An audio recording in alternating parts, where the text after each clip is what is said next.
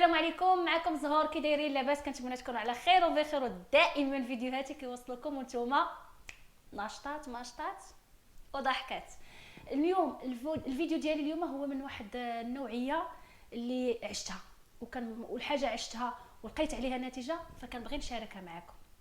دونك اليوم غادي نهضر لكم على كيفاش انني نفرق الطاقه ديالي وما نبقاش نضيع الطاقه ديالي على حاجه وحده اللي ممكن انا عارفاها ما عمرها غادي تتبدل. كيف ما وقع ليا انا. يلا تبعوا معايا الفيديو.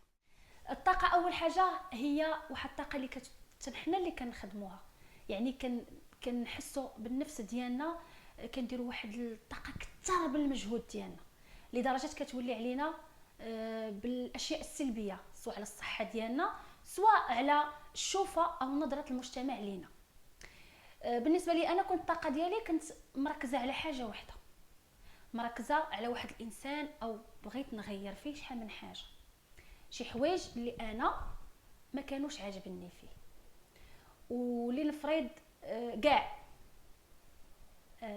فالطاقه اللي بغيت نهضر لكم عليها هي الطاقه ديال اننا نضيعوها على بعض الاشياء اللي حنا عارفينها ما عمرها غادي تتغير، وهاد الطاقه كترجع لينا بالحياه السلبيه، كتنعكس علينا، على الصحه ديالك، على النظره ديالك للمجتمع، ولا المجتمع النظره ديالو ليك نتيا. غتقول لي علاش؟ نعطيكم انا مثال انا عشته. بقيت مركز على واحد الحاجه او على واحد الشخص، خاصني نبدل فيه شي حوايج، بقيت عاطيه الطاقه ديالي الانرجي ديالي كامله عاطيها لهداك الشخص. واحد المده اللي ما كتجاوز وقالي تقريبا شي 5 سنين ولا 6 سنين وانا عاطيه دق باش نشوف هذا الانسان في الصوره اللي باغيه انا. ماشي انانيه، لا، كنت بغيت نكمل الحياه ديالي مع واحد الشخص اللي يكون عنده شي حويجات كتجذبني ليه. فبقيت كل نهار كنحس براسي وليت عيانه، كنحس براسي وليت دخلت في الديبرسيون، كنحس براسي وليت هامله نفسي، ما عطيش وقت لولادي، ما عطيش وقت لراسي، واخا كنمشي نخدم غير جسد غادي، ولكن العقل ديالي كله مركز على ديك الحاجه. حتى واحد النهار جلست مع راسي وبديت كنتفرج حتى انا في برامج اللي كتعطينا الشجاعه وكتطوري من الذات ديالك اللي هي مفيده لينا.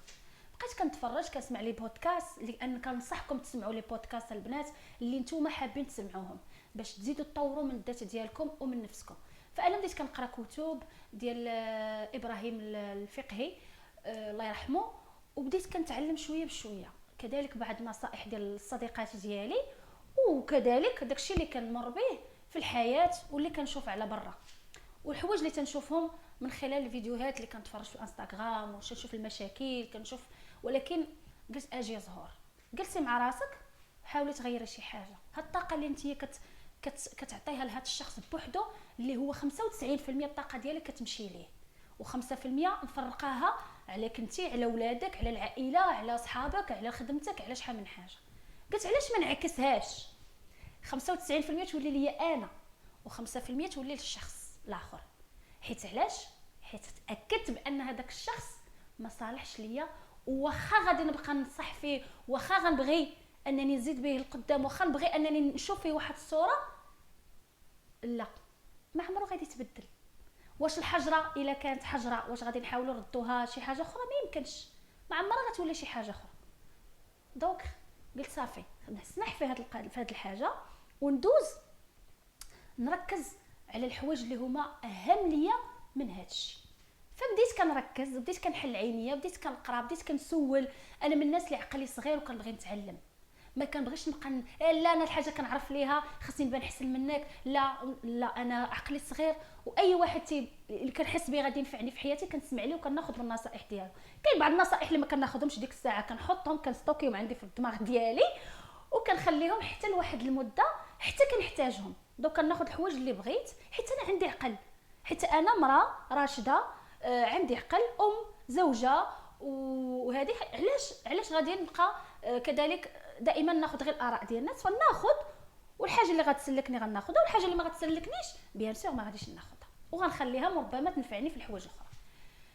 فبديت كنركز على راسي اول حاجه، لان ما بغيتش نركز على الاولاد، بغيت نركز على راسي. لان الا كنت انا هو الساس، الا كنت انا في صحه جيده، الخاطر ديالي زوين، مرتاحه نفسانيا، متصالحه مع ذاتي، تايقه في راسي، اكيد ولادي غياخذوا مني ديك الطاقه، اكيد المجتمع غيشوفني غياخذ مني ديك الطاقه. وهادشي اللي كنوصل لكم دابا واللي كنعطيكم.